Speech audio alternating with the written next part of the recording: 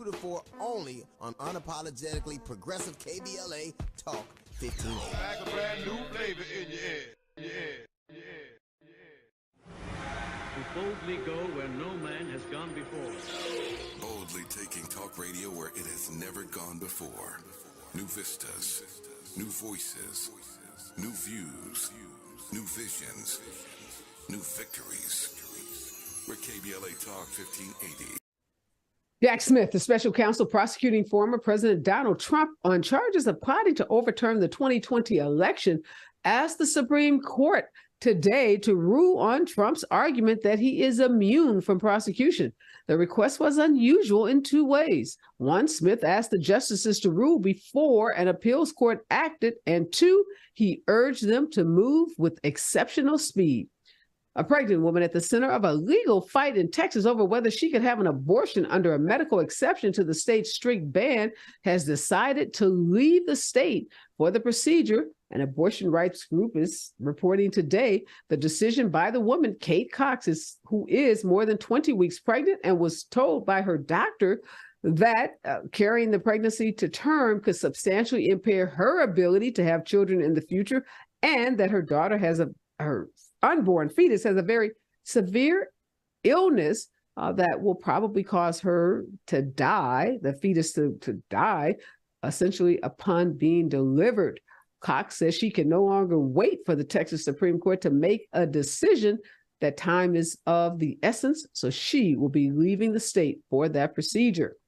House GOP Conference Chair Elise Stefanik, a Republican from New York, who recently went viral for engaging in a contentious exchange with university presidents at a congressional hearing on anti-Semitism, praised the resignation on Saturday of University of Pennsylvania's President Liz McGill.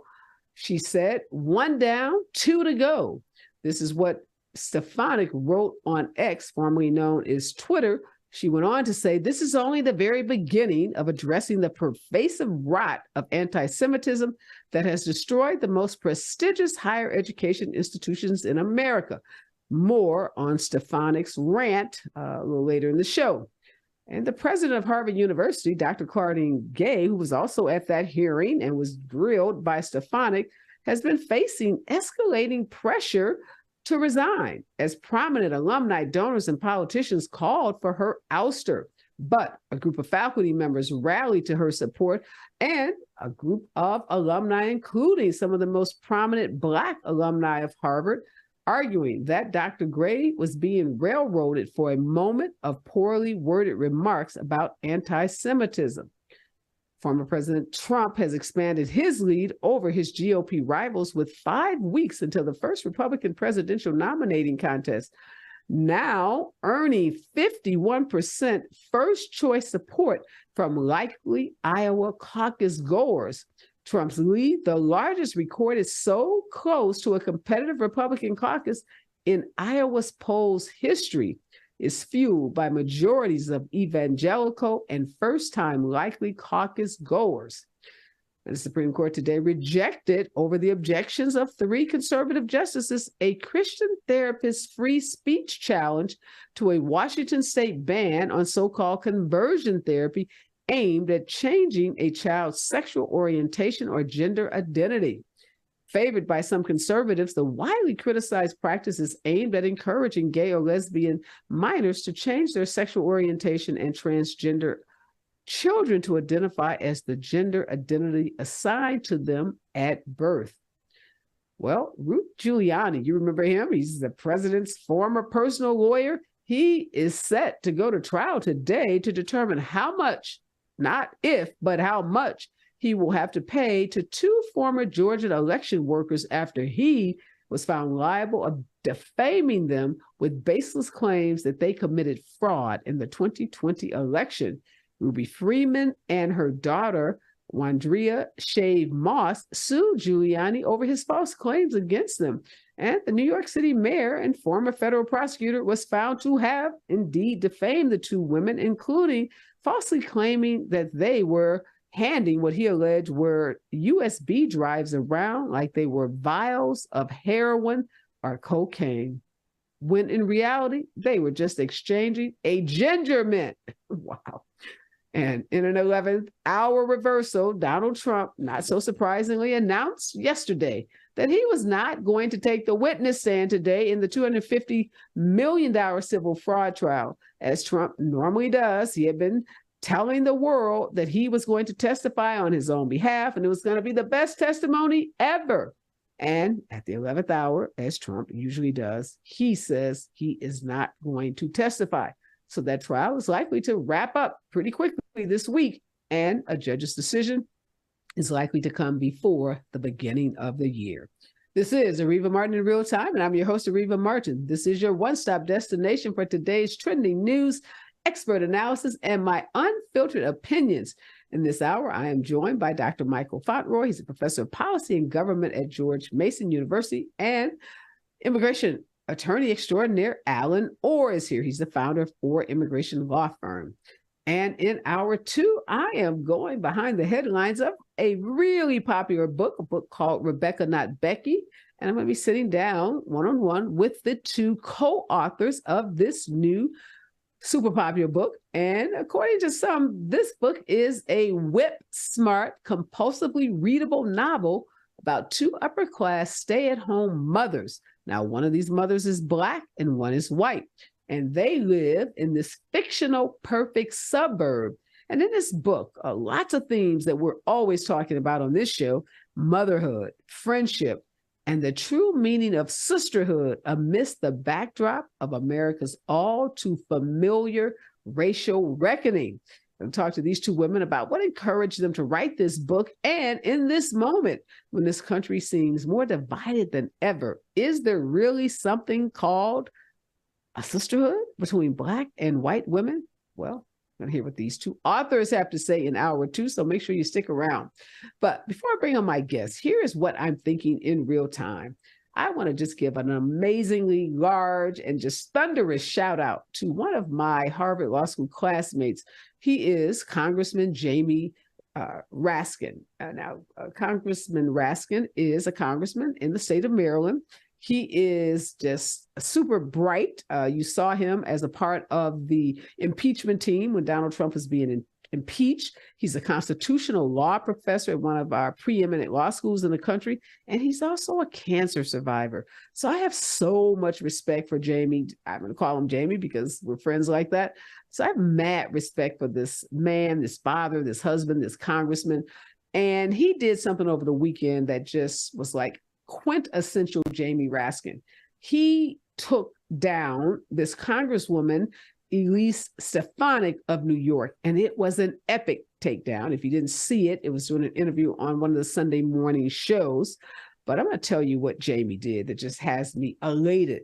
So Elise Stefanik, she is grilling these all three female presidents of some of the country's most prestigious universities: UPenn, MIT, and Harvard.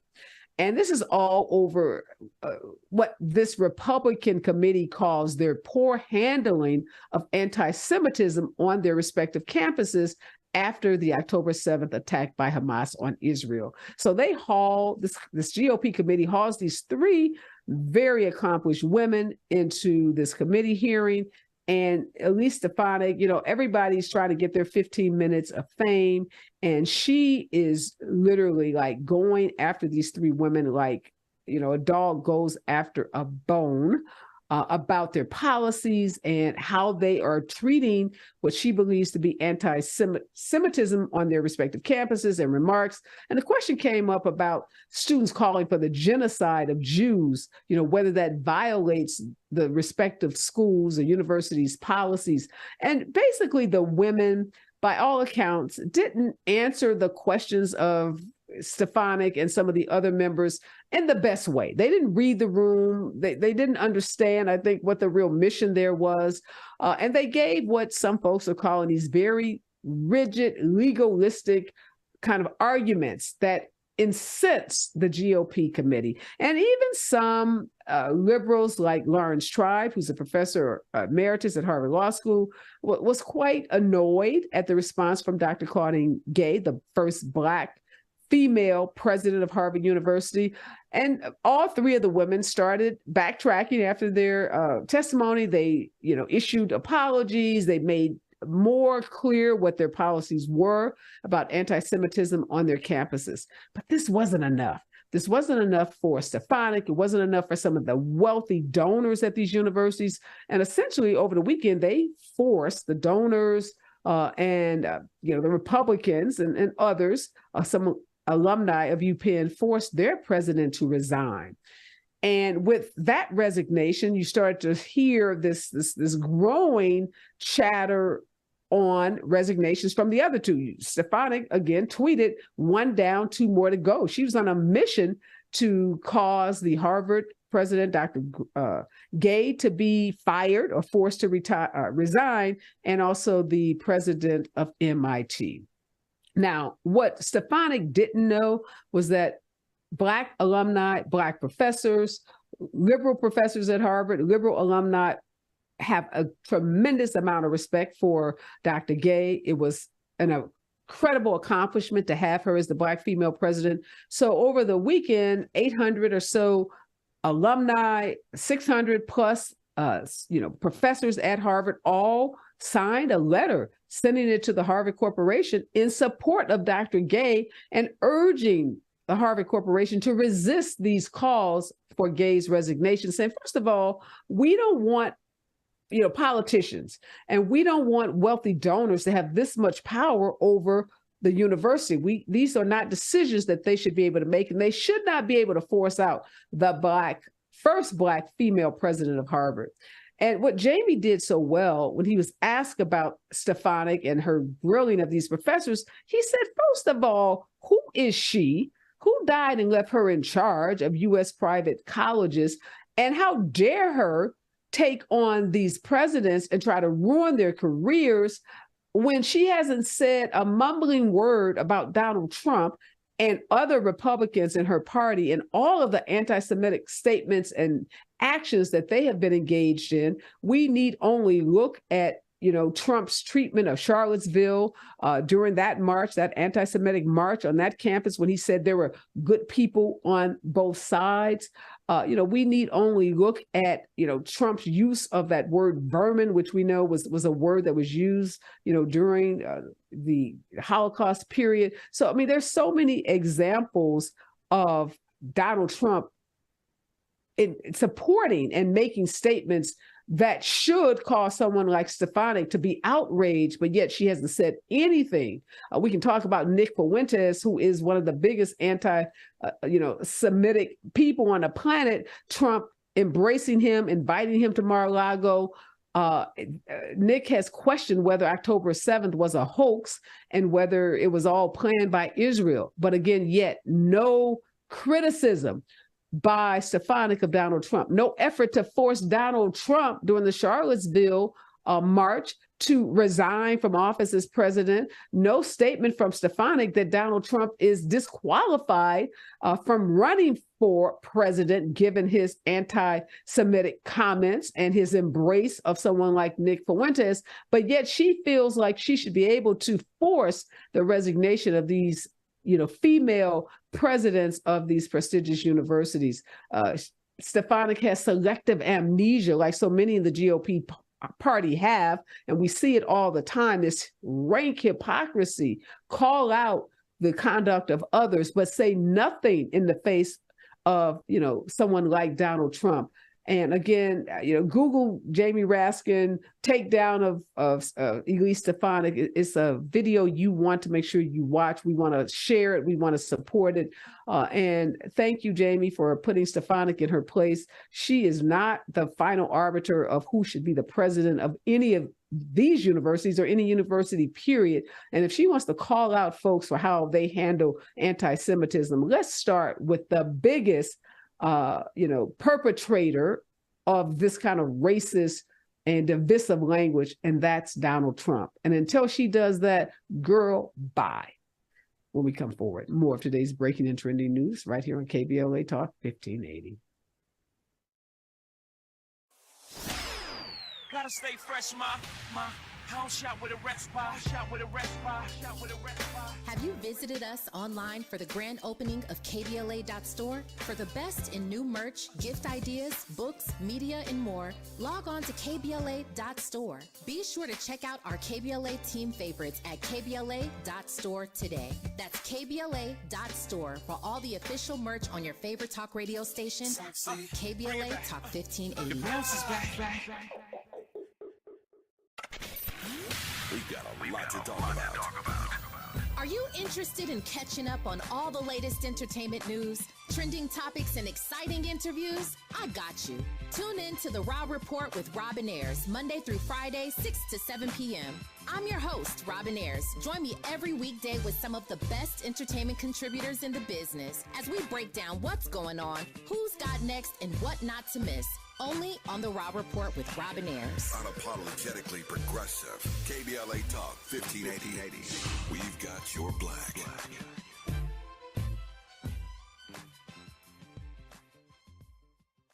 There's a new sheriff in town. All right, I'm Dr. Nicordelai Corte, and starting September 18th, I couldn't be more thrilled than invite you to join us for the launch of A More Perfect Union. Weekdays right here on KBLA Talk 1580. Weekdays from 1 to 2 p.m. Pacific Time. That's 4 to 5 p.m. Eastern. A More Perfect Union promises to deliver national news of consequence, informed opinion, and analysis beyond the headlines. As KBLA Talk 1580's chief national political analyst, every day you can expect your daily dose of political news of consequence. If you're looking to be engaged, enlightened, and empowered to be a part of the solution to issues related to national politics, elections, identity, culture change, and social justice, A More Perfect Union was designed for you. This daily political affairs show will feature notable journalists, industry leaders, lawmakers, change makers, tastemakers, and ordinary people motivated to do their part to reach beyond today's divisions, to make sense out of news of the day, and offer us all a chance to build a more perfect union. Come on and join me. KBLA Talk 1580. We've got a lot to talk about. We've got a lot to talk about. Hi, I'm Ray Richardson, your sports connection here at KBLA Talk 1580. Join me and my co-host Neil Scarborough every Saturday night at 7 for Out of Bounds, the show that brings some flavor to the world of sports for 60 minutes. We take you beyond the scores and press conferences. We give you our point of view, the way black folks see what's going down. You can join the conversation and give us your analysis at 1-800-920-1580. Out of Bounds every Saturday night at 7 on KBLA Talk 1580. We've got a lot to talk about. Unapologetically progressive. KBLA Talk 1580. We've got your black.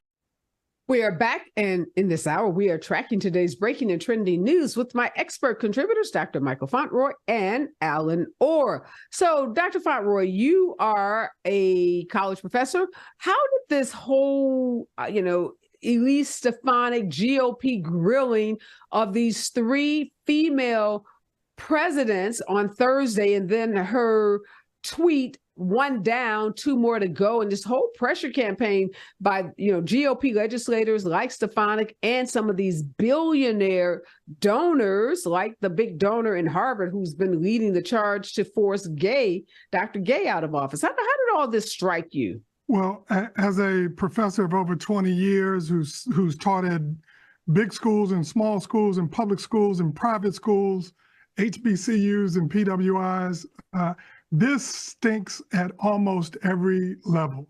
And one of the real important points I want everybody to understand is what we're getting here is the impact of big money at elite higher education in the United States. There are wealthy people who are able to donate big money and have a disproportionate amount of impact on what goes on a particular campus. And it doesn't necessarily have anything to do with the quality of the education that's being given or not given to the students.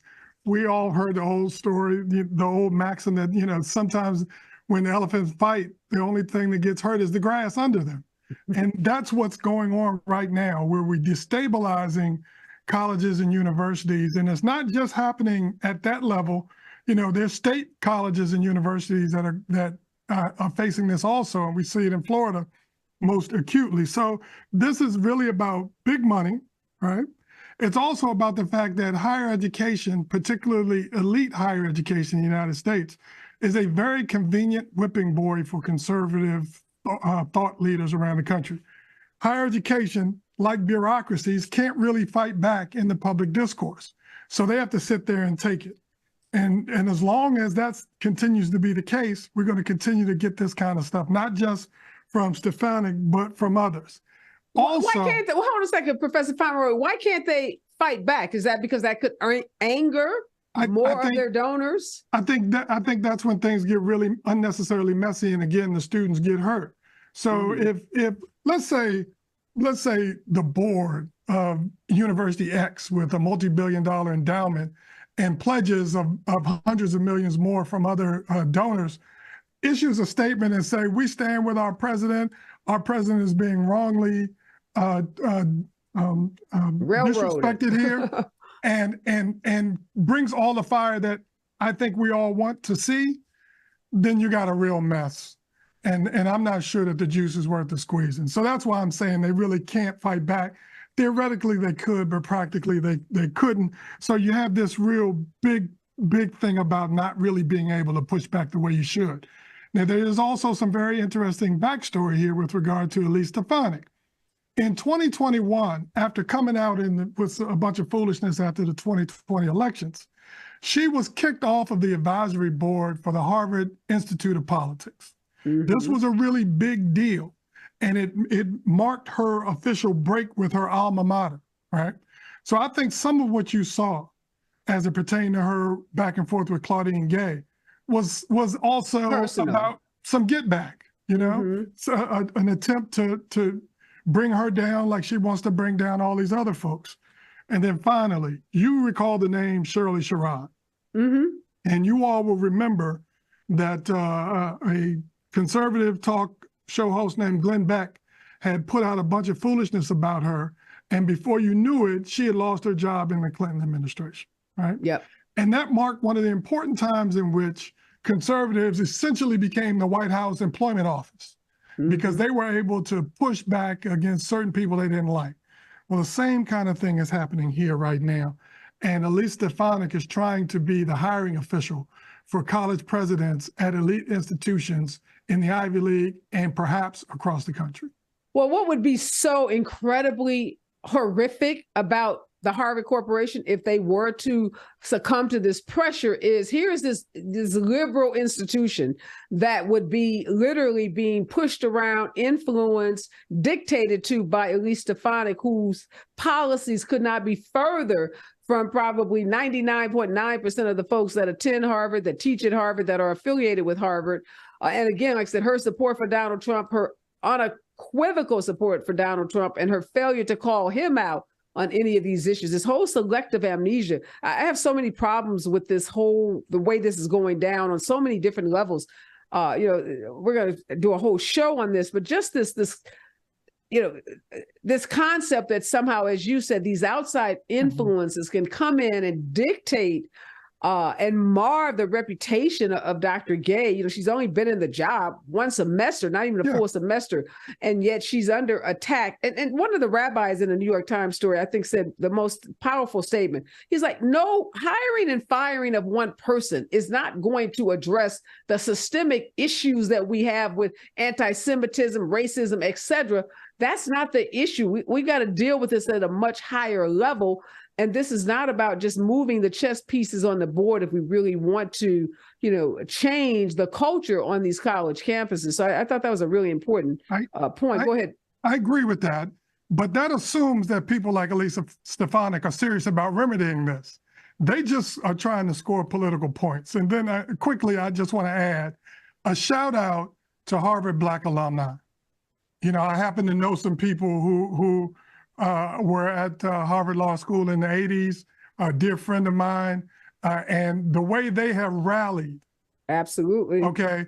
In a way that Black Penn alum didn't, to me, is very notable. And they started circulating a letter, it's almost been immediately, and folks have been just signing it. I signed it. My colleague, we've all been signing it because there's so many other attacks that are happening towards Dr. Gay, questions about her competency. Is she a DEI hire? I mean, it's just gotten to be ugly. The attacks on her, and racist and sexist. I mean, you got to call it what it is. Anti-Blackness is underneath the surface of so much of what's happening around Dr. Gay. So it's a huge issue. It's an ugly issue. And yes, and a big shout out to the Harvard Black alumni. A former professor of one of these alumni who is now the president of Morehouse, who also has come out strongly in support of Dr. Gay. So you've seen former Black professors, current Black professors, Black students on campus, Black alumni, all coming and rallying around her. And that has to matter and has to stand for something. And I think that's going to be one of the things that will probably help her stay in this position in a way. It's going to be much harder for the board to move on her. Much harder. When you got this much support for it. I think coming down from the Black folks. Yeah, that's my prediction too. And you're right. The UPenn folks did not do that. I don't know. All of the backstory there, but really glad to see this is what we should be doing as alumni, and we did it, and hopefully we'll have a significant impact. All right, Alan, we know you are there. We're not ignoring you. We're just passionate about this issue. Thank you, my brother. I want to ask you, Alan, think about what Rudy Giuliani, as I was reading that story, why would he say these two Black women were passing around this USB little disc like it were vials of heroin or cocaine? Would he have said that if these were non-African American women? That where would you that reference is so racist, so stereotypical. Like this mother and daughter, why would they be at a voting booth, a place where you vote, polling place, with vials of cocaine and heroin? What is that about Rudy Giuliani? How did he become America's mayor if that is where his thinking is, if that's how, just despicable he is, and that's how he thinks about African Americans? Think about that, Alan. I do want to ask you about that, because reading that out loud just shook me to my core. When we come forward, more today's breaking and trending news right here on KBLA Talk 1580.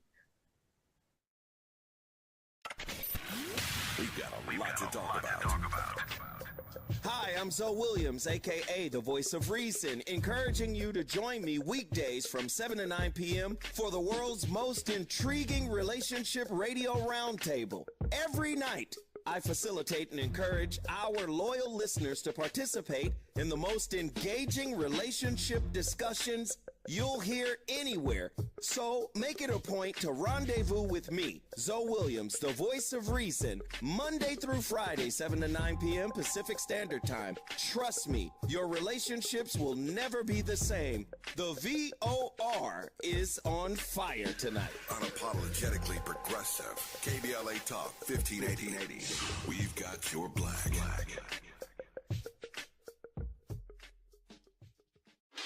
Here comes the brand new flavor in your head. Race, social justice, sports, politics, art, music, culture. We do it all on the D.L. Hughley Afternoon Show. If you're not tuning in, then you are definitely missing out. It's the D.L. Hughley Afternoon Show, weekdays from 2 to 4 only on unapologetically progressive KBLA Talk 1580. Like a brand new flavor in your head. To boldly go where no man has gone before. Boldly taking talk radio where it has never gone before. New vistas, new voices, new views, new visions, new victories. We're KBLA Talk 1580, and we're taking public media black.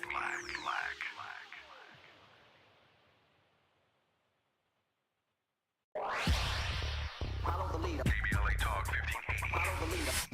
If you're not following KBLA Talk 1580 on all of our socials, then you're missing out. Download our app and find us on Facebook, Twitter, Instagram, YouTube, and on the web at KBLA 1580. That's right. Again, you can find all of our socials at KBLA 1580. We've got a lot to talk about. By the way, if you miss any of our weekday shows in real time, you can always catch up by checking out the podcast of your favorite shows at your leisure. At KBLA Talk 1580, we've got your black. Follow the leader. Oh my God. Follow the leader. Follow the leader. Follow the leader. Follow the leader. Follow the leader. Follow the leader. Gotta stay fresh, I don't shop with a rest bar. Have you visited us online for the grand opening of KBLA.store? For the best in new merch, gift ideas, books, media, and more, log on to KBLA.store. Be sure to check out our KBLA team favorites at KBLA.store today. That's KBLA.store for all the official merch on your favorite talk radio station, KBLA Talk 1580. The bounce is back. We've got a lot to talk about. Are you interested in catching up on all the latest entertainment news, trending topics, and exciting interviews? I got you. Tune in to the Raw Report with Robin Ayers, Monday through Friday, 6 to 7 p.m. I'm your host, Robin Ayers. Join me every weekday with some of the best entertainment contributors in the business as we break down what's going on, who's got next, and what not to miss. Only on the Raw Report with Robin Ayers. Unapologetically progressive. KBLA Talk 1580. We've got your black.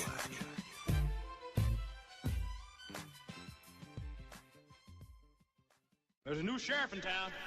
All right, I'm Dr. Cortez, and starting September 18th, I couldn't be more thrilled than invite you to join us for the launch of A More Perfect Union. Weekdays right here on KBLA Talk 1580. Weekdays from 1 to 2 p.m. Pacific Time. That's 4 to 5 p.m. Eastern. A More Perfect Union promises to deliver national news of consequence, informed opinion, and analysis beyond the headlines. As KBLA Talk 1580's chief national political analyst, every day you can expect your daily dose of political news of consequence. If you're looking to be engaged, enlightened, and empowered to be a part of the solution to issues related to national politics, elections, identity, culture change, and social justice, A More Perfect Union was designed for you. This daily political affairs show will feature notable journalists, industry leaders, lawmakers, change makers, tastemakers, and ordinary people motivated to do their part to reach beyond today's divisions, to make sense out of news of the day, and offer us all a chance to build a more perfect union. Come on and join me. KBLA Talk 1580. We've got a lot to talk about. We've got a lot to talk about. Hi, I'm Ray Richardson, your sports connection here at KBLA Talk 1580. Join me and my co-host Neil Scarborough every Saturday night at 7 for Out of Bounds, the show that brings some flavor to the world of sports for 60 minutes. We take you beyond the scores and press conferences. We give you our point of view, the way black folks see what's going down. You can join the conversation and give us your analysis at 1-800-920-1580. Out of Bounds every Saturday night at 7 on KBLA Talk 1580. We've got a lot to talk about. Unapologetically progressive. KBLA Talk 1580. We've got your black. You like the style, though. We've got a lot to talk about. I'm Reverend Gerald, the life coach. Is someone you love struggling with addiction and mental illness? Is improving your family's health important? Want to leave a legacy that your family can grow? Are you ready to enhance your perception of life experiences? Then wake up weekends at 7 a.m. with Urban Family Focus. We are back, and there's some breaking news. The Texas Supreme Court, who was weighing a decision whether to overturn or uphold a lower court decision that had ruled that a 31-year-old, 20-week pregnant woman could have an abortion under the exception to the very restrictive 6-week abortion ban in Texas. The Texas Supreme Court has now ruled that the lower court got it wrong, and that there was no exception in the law for this 31-year-old woman, Miss Cox, to have an abortion under Texas's law. Now, earlier we learned that Miss Cox had decided she could no longer wait for a decision from the court and that she was going to seek an abortion in another state. Alan, I have to ask you, I know we're going to talk about Rudy Giuliani, but this is a stunning decision by the court. This is one of the first cases that's been filed after Roe v. Wade was overturned by a pregnant woman asking a court's permission to have an abortion even after her doctor had determined that an abortion was medically necessary and, according to the doctor, met the exception to the restriction on abortion. What is your response to this Texas's recent ruling? Well, one, it should have been mute, right? Because she already left the state. There's reports. I don't know if the court knew she'd left the state, but I don't know if they should have made that ruling unless they wanted to have the power and enforcement of that ruling, because she'd already left the state to get this, and it was widely reported hours before. So if they had it in draft, that's sort of messy. I think the other question here is her access to the court in the first place is a power move, right? A poor person, the average Black person, might not have had the same response to go and have this legal battle that she had through the courts to even have the appeal to go to that Supreme Court. I think it's a very dangerous thing that Texas is doing, but they're beating the drum as loud as what you were talking about earlier. This whole sort of concept of, if you don't believe what I believe, then you're wrong, you're going to be punished for it. And that's that McCarthyism that's sort of coming at people full-fledged and sort of saying, we're going to make this right. And I just don't think that Texas has the power. The men in Texas really want to have this sort of thing in front of them right before this next election. It's a very dangerous thing to do. And, once again, white lady, nice lady, wanted to have kids, had a medical doctor say what was happening. And then Ken Paxton, of all people, the lowest moral attorney general, comes out and says, it's not your decision. And any doctor that does this is crazy. So one, they're not going to have any doctors in Texas, any good ones. Nobody who wants to have a productive practice for the healthcare is going to be there. And two, I don't know what the women are going to do, but now it is time for those women in Texas to stand up and say, no more of this. Yeah, the letter that Ken Paxton wrote to Kate Cox after the lower court's decision, basically threatening any doctor that would assist her in an abortion with criminal felony prosecution and potential civil fines in excess of $100,000, as you said, is going to have a chilling effect on any doctor that would consider moving to Texas, practicing, being an OBGYN doctor. Like, why would you do it in this state? Because your judgment, all the years of medical training, all of your expertise is going to be ignored, and some lawyer, judge with zero medical training gets to come in and decide what constitutes an exception. And the way I read the exception is if there is a risk of death or substantial impairment to a bodily function. And her doctor said carrying this fetus to term could prevent her from having being pregnant, becoming impregnated, carrying children later, which seems like to me a substantial impairment to your fertility, right? To your ability to have children.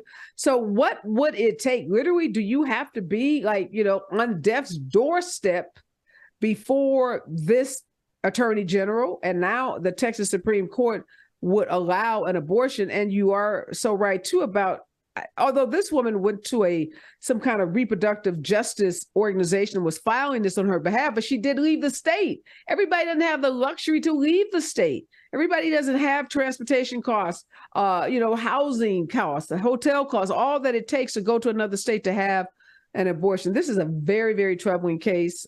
This is Exhibit A for why courts need to get out of the wombs of women and should not be making these kinds of decisions. We knew this would happen once Roe v. Wade was overturned.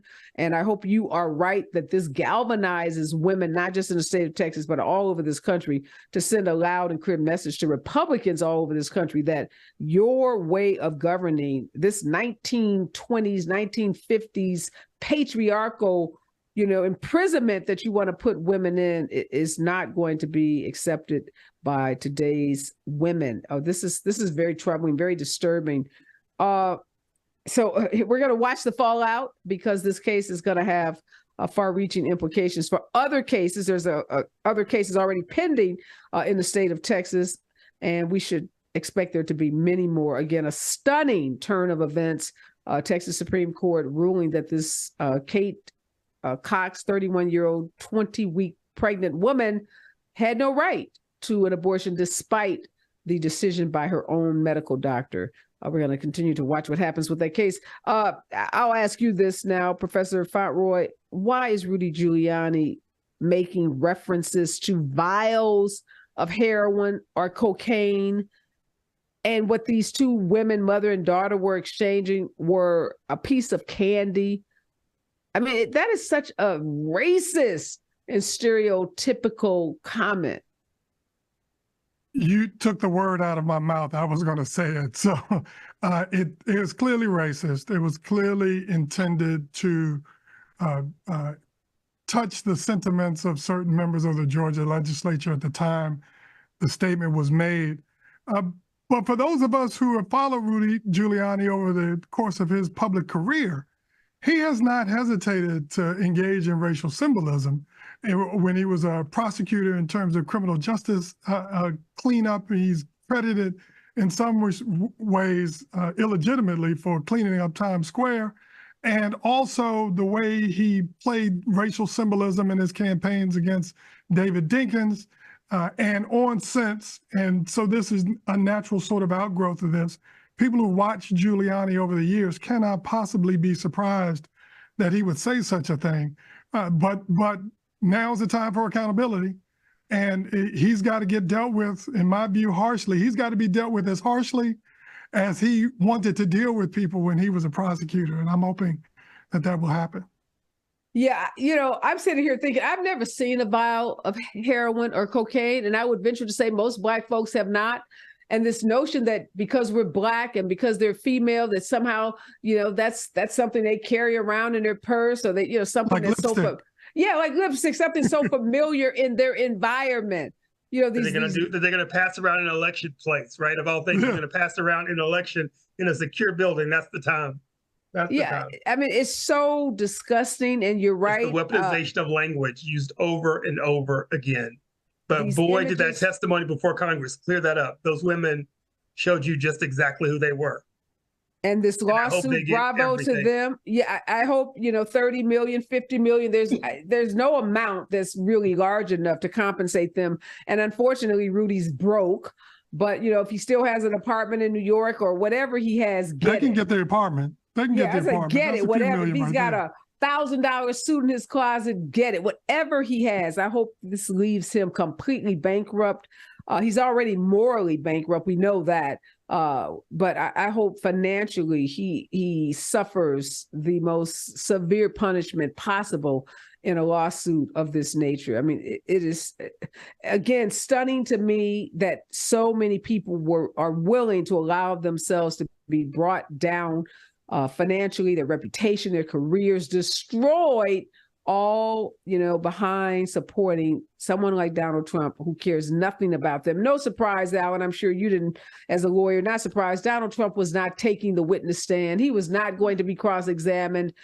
He was not, going to suffer, through this trial, all the lies that he has told. But, he likes to go out and I'm going to give the best testimony. And I'm so glad this trial is happening. And this is proving, everything we've said. And people really buy into all of that gaslighting, all of those lies, all of that drama. When those of us, who have legal degrees, law degrees, practice law, been in trials, know there is no way in hell that someone with his penchant for lying, his inability to tell the truth, ever wants to be cross-examined on a witness stand, because that's a perjury prosecution waiting to happen.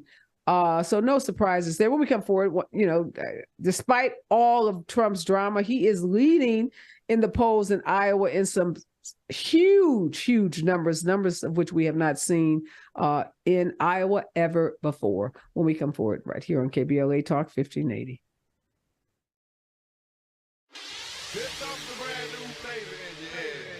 Social justice, sports, politics, art, music, culture. We do it all on the D.L. Hughley Afternoon Show. If you're not tuning in, then you are definitely missing out. It's the D.L. Hughley Afternoon Show, weekdays from 2 to 4, only on unapologetically progressive KBLA Talk 1580. Like a brand new flavor in your head. To boldly go where no man has gone before. Boldly taking talk radio where it has never gone before. New vistas, new voices, new views, new visions, new victories. We're KBLA Talk 1580, and we're taking public media black.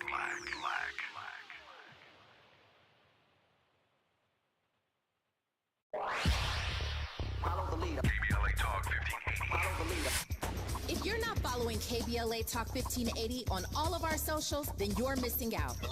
Download our app and find us on Facebook, Twitter, Instagram, YouTube, and on the web at KBLA 1580. That's right. Again, you can find all of our socials at KBLA 1580. We've got a lot to talk about. By the way, if you miss any of our weekday shows in real time, you can always catch up by checking out the podcast of your favorite shows at your leisure. At KBLA Talk 1580, we've got your black. Got your black. Keep following the leader. Oh my God. Follow the leader. Follow the leader. Follow the leader. Follow the leader. Follow the leader.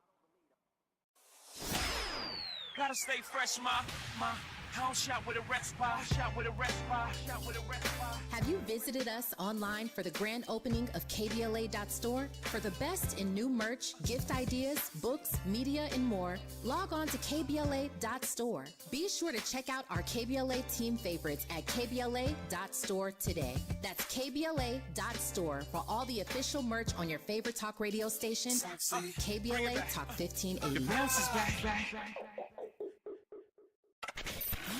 We've got a lot to talk about. Are you interested in catching up on all the latest entertainment news, trending topics, and exciting interviews? I got you. Tune in to The Raw Report with Robin Ayers, Monday through Friday, 6 to 7 p.m. I'm your host, Robin Ayers. Join me every weekday with some of the best entertainment contributors in the business as we break down what's going on, who's got next, and what not to miss. Only on The Raw Report with Robin Ayers. Unapologetically progressive. KBLA Talk 1580. We've got your black.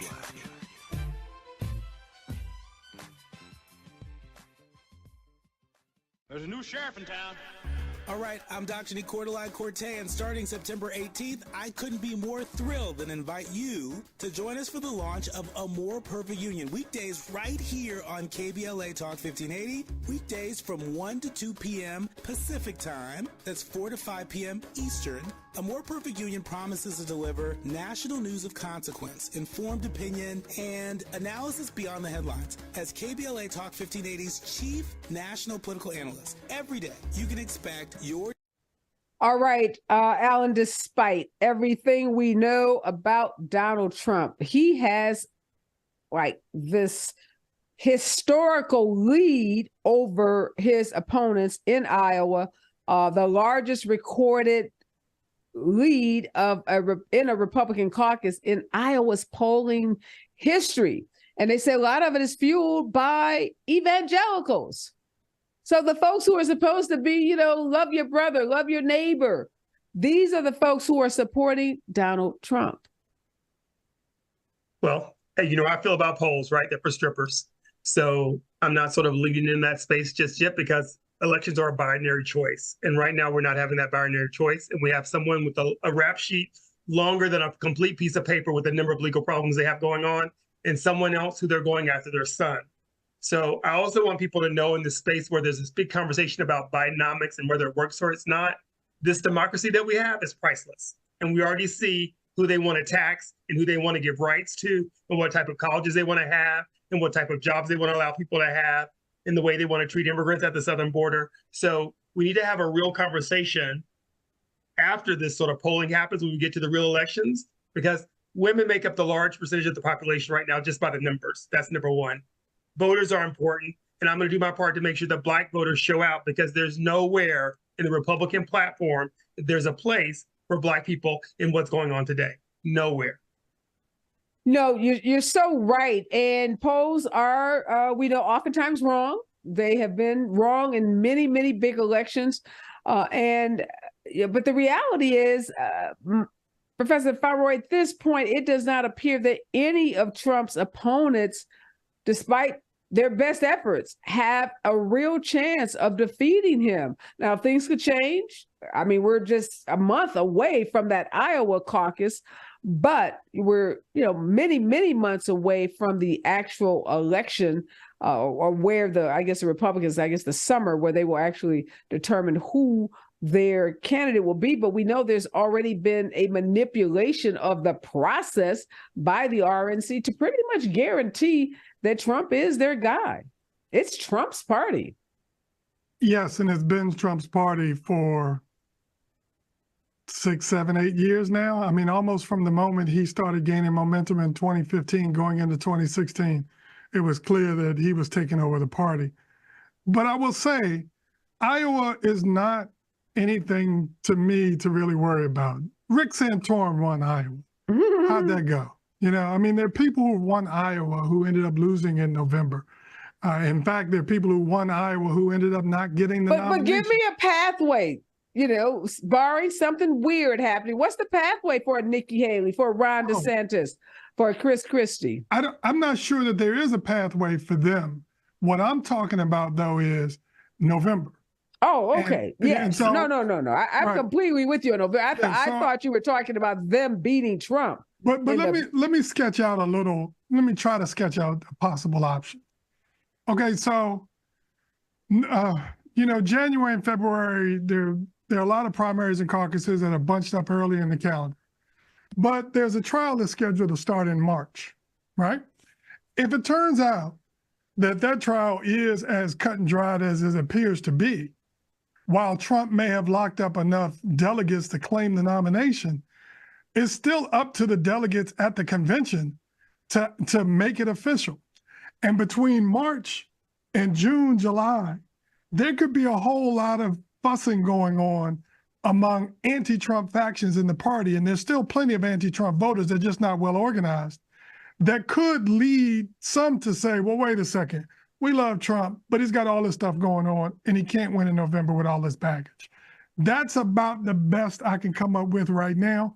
But I'm not willing to say it can't happen because I never thought I'd see a time in which somebody was running for the presidency, running for a major party nomination with all of these indictments in the air, all of which seem to be pretty serious. No, stranger things have definitely happened, but Alan, Trump's team have already thought that out. They've gamed that out, which is why the trial that you're talking about, Professor, in March, Trump's team is trying its best to make sure that trial gets delayed until, if not the end of next year, into the following year, 2025, which is why Jack Smith took a preemptive step today and went directly to the Supreme Court and said, Supreme Court, rule on this immunity issue, because Trump wants to go through this very slow process of getting a determination from the appellate court, the D.C. Circuit, because Judge Chutkan has already determined that there is no immunity for his conduct,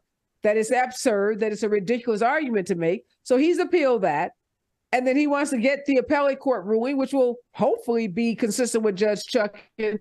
And then he wants to go to the Supreme Court. And all along, hoping that those steps gets him well past March. So Jack Smith, trying to outfox the fox, says, we're just going to not even wait for the appellate decision. We're going to go straight to the Supreme Court. What do you think, Alan, the Supreme Court's going to do now that Jack Smith has says, we got an urgency issue here, and we don't need to wait on the appellate court whether he's immune from prosecution? Yeah, I think they're going to take it, and with all due course, they're going to give us an answer that's going to be late and non-conclusive. I think it's going to be a step and job show. Honestly, I don't have any faith in them, but I will say this: there is another path, because Haley has not basically thrown Trump completely under the bus. She just said he did some things wrong, and she's already getting supporters. So just like with the universities you're speaking about, it may be the money that makes a decision for Trump in the long run, where he's still alive.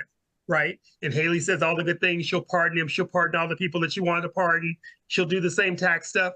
But there's a road for Haley to sort of ride in on a horse and be the Indian national woman that led the Republican Diversity Party in this new ticket. And she's young and she's fun and she's from the South. Right. And she's witty on her feet. So there's a small path for her that Republicans are sort of looking at right now that I think a lot of strategists are really trying to work on her. There's no path for anyone else.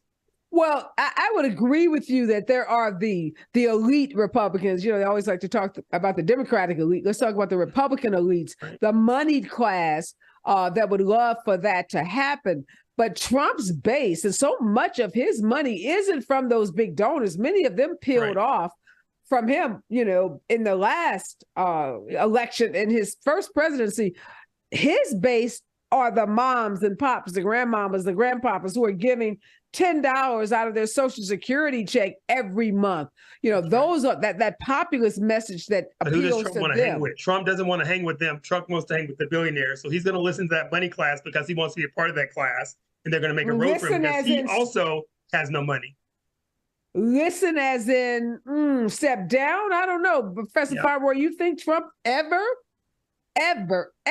concedes that he should not be president? Because remember last week we were talking about him winning and staying past 4 years. So Alice thinks there's a scenario under which he could be forced to sit down on his own. I don't see that. Well, listen, I never thought he'd be president, so I'm willing to believe almost anything. And he never thought he'd be president. Well, he never thought he'd no be question president. about that. There's never been a president who wanted the job less than Donald Trump. Until now, he's got a lot of got about 91 reasons to want the job now. So that he didn't have. Here's why I think he might be willing to do it. He's 77 years old, right? And the thought of spending the rest of your life in exile or prison or worse, I think has a way of What world, Dr. Feinroy, does a white privileged ex-president male go to anybody's prison? I don't think that's a world we live in. Well, wait a second now. We just talked about Rudy Giuliani a few minutes ago. He's going to go to the joint. I don't think I don't think a president will go. It'll be a presidential type of jail. Yeah, like at a Mar-a-Lago with the guards outside the living room. Well, listen, look. He's not going to be in cell block D at Rikers. All right, we get that, right? Right. That's not going to happen. But him being sort of civilly, how would I put it, incarcerated, house arrest, a variety of other limits, taking away his businesses. You might as well be in jail. And so I think that kind of thing could happen. Yeah, he's and already in that obviously jail a little bit. Anything can happen. We've seen stranger things. Like none of us expected him to beat Hillary Clinton. Speaking of Hillary Clinton, in these last couple of seconds, she's all in for Joe Biden, and she is going to be on the campaign trail. We're going to see her showing up in places, giving speeches, talking to women, talking to abortion rights activists, talking to civil rights activists. So get ready to see Hillary Clinton in a role that, we didn't see her play as prominently in the last election. And I'm here for it. I think it's going to be great because I think she still has a little bit of danger following on her right now with the Middle East stuff. And but she's got fire from such before. So a lot of we'll have to wait following, and though, see. amongst white dim women's love Hillary Clinton. Remember, they were mad at Barack Obama because he took her out.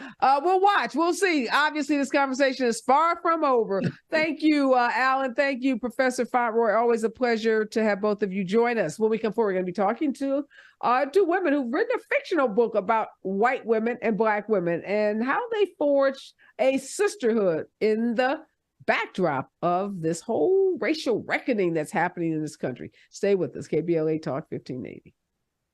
Thanks. We've got a lot to talk about. Race, culture wars, political turf battles, criminal justice and injustice, the courts. These are the conversations you won't hear elsewhere. My guests are leading journalists, celebrities, and sports figures, elected leaders, and influencers. They aren't afraid to get into it and say the quiet part.